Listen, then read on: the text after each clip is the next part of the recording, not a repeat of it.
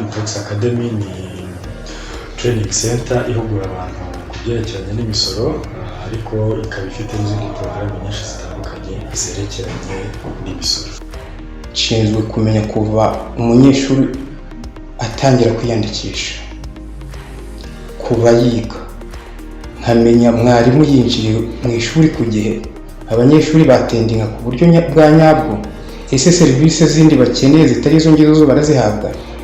Ni muri urwo rwego rero njye mbarwa umuhuzabikorwa muri training zitangwa muri iki kigo.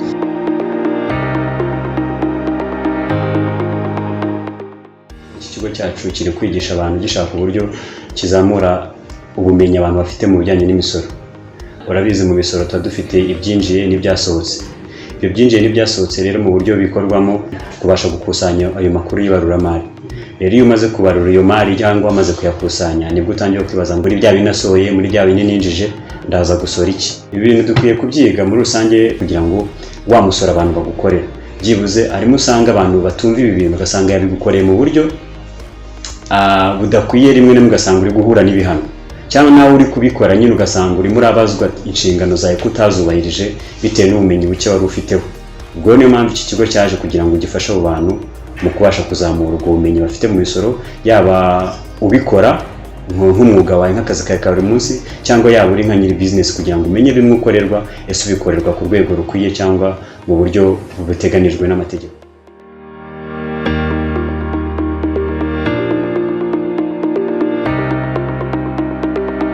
Impamvu nahisemo kuza kwiga hano, mu buzima busanzwe nahoraga mfite inyota yo kwihugura mu misoro, kuko murabona igihugu cyacu ubukungu bwacu bushingiye ku misoro. Ibyo natekerezaga nza kwiga hano narabihasanze. Nifuzaga kumenya kubara imisoro no kumenya amategeko y'imisoro. Hano rero muri ino shuri barabyigisha.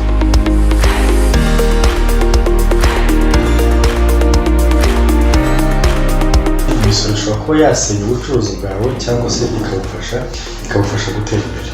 Misiyo yatuzanye ku isoko ni ukugira ngo dutange amahugurwa, dutange ubumenyi buri ku rwego rwo hejuru mu baturarwanda, kugira ngo abantu bakora bizinesi bazikore bazi ngo imisoro biteye gute, bazikore mu buryo bwa kinyamwuga, kugira ngo abantu bashaka gukora umusoro nk'akazi babyige, babimenye, babikore nk'akazi.